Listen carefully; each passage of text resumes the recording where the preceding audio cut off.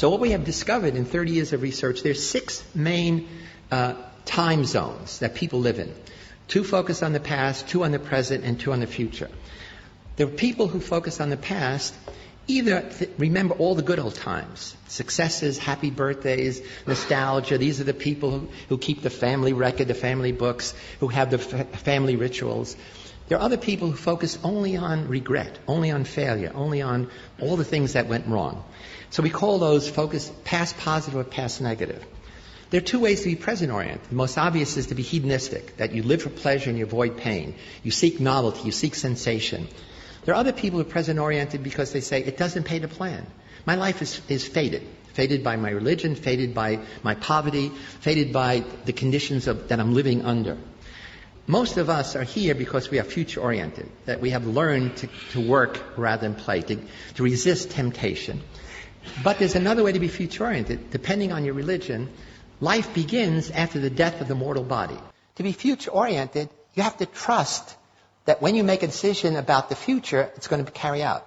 If you have great inflation, you don't put money in the bank because you can't trust the future. If there's instability in your family, adults can't keep their promises to you. The closer you are to the equator, the more present-oriented you are. The more you're in an environment where climate doesn't change, it gives you a set of imagining sameness rather than change. Protestants everywhere have higher gross national product than Catholic countries, in part because of the Protestant ethic, because of the notion that you work hard to succeed, to demonstrate that you are God's chosen people. My family comes from Sicily, and in Italy there is a political movement called La Liga to cut Italy in half, to have North Italy and South Italy, cut it just below Tuscany. The people in the North say, we do all the work.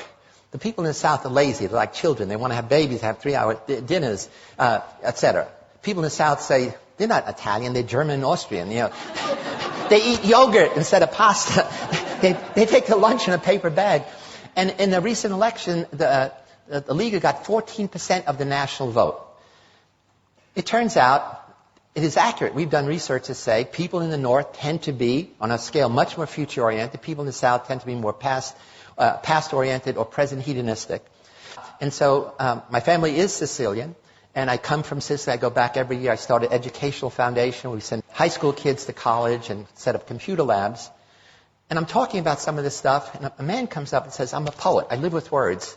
And it wasn't until I heard you talk that I realized there's no future tense verb in Sicilian dialect. I said, what do you mean? There was, is, there's no will be. He said, that's why nothing gets done. And I didn't realize it because we never plan. So again, here's how when you have a number of people who share a certain time perspective, then it does come to characterize a nation. The same way, if you have a Catholic nation where people tend to be present or past-oriented, rather than a Protestant nation where in general people tend to be more future-oriented, it affects you in very profound ways. So there's a wonderful book called The Geography of Time, and it's written by a dear friend of mine, Robert Levine, who's a social psychologist, and he actually literally went around the world doing wonderful experiments. He looks at what he calls the pace of life. See, time perspective is how people divide their own experience into partitions, time zones. Another kind of time orientation is your sense of duration. How much time has expired while you're sitting in a dentist's office before they start drilling? How much time has expired when you've been waiting in line? How much time has expired when you're having fun? Or that's it. So time duration is totally a function of whether you're bored, whether you're excited or not. And what he does is he shows that in different cultures, people have a different pace of life. And you do this very simply. You sit in a cafe and you mark off 100 meters, and as people pass, you start a stopwatch. And you see how fast people walk. You go to a post office, and on a piece of paper you say, I'd like, 3 pounds of this postage or 10 euros, and you see how long it takes. So he has a bunch of these measures, and it turns out you can identify cultures as different pace of life, and now cities. And he shows in America, you can rank 60 cities according high pace of life and low pace of life. And the ones that have the highest pace of life Men have the most coronary problems. That is, this becomes part of your whole way of life. We all begin life as present hedonists. All of us. I mean, at the breast, at the bottle, we want pleasure, we want to avoid pain. And one of the things that families do, and especially school, my sense is the purpose of schooling is to take present-oriented little beasts and make them more future-oriented. In some cultures, make them more past-oriented. In America, a child drops out of school every 9 seconds.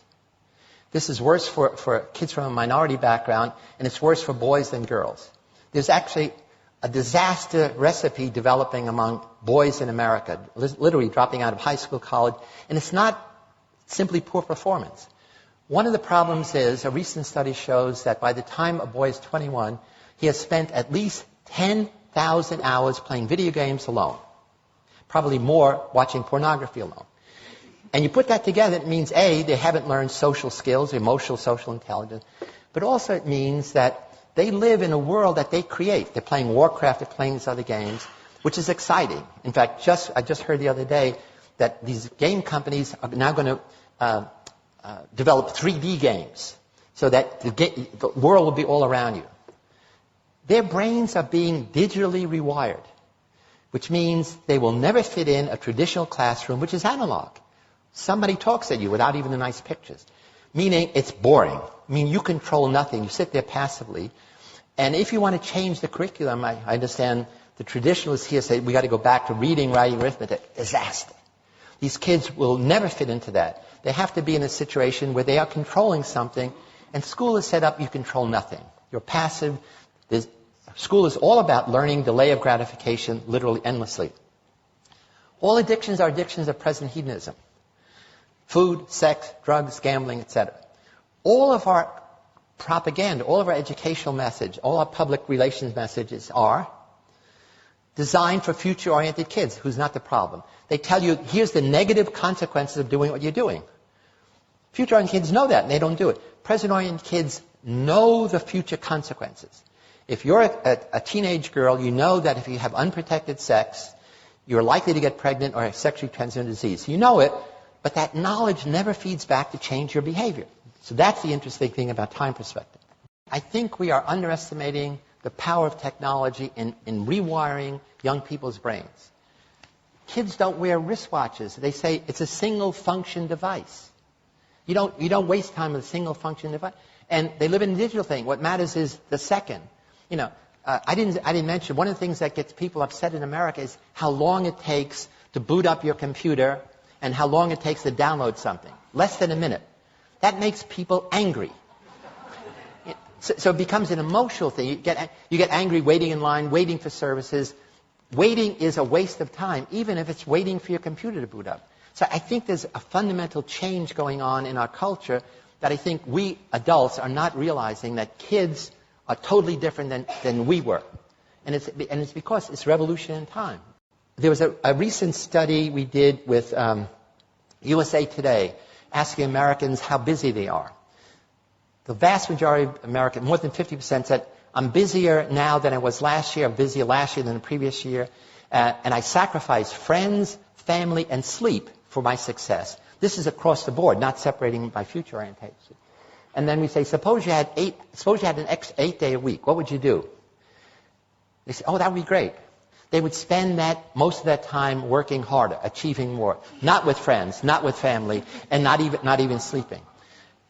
They did this study 20 years ago, and I was upset, again, from this Italian background. Only 60% of Americans said they have regular sit-down family dinners. When we redid the study last year, only 1 in 5 American families have sit-down dinners together. In America, we talk about family values. You can't have a family value if you never have family meals together. I think many of life's puzzles can be solved by simply understanding our own time perspective and that of others.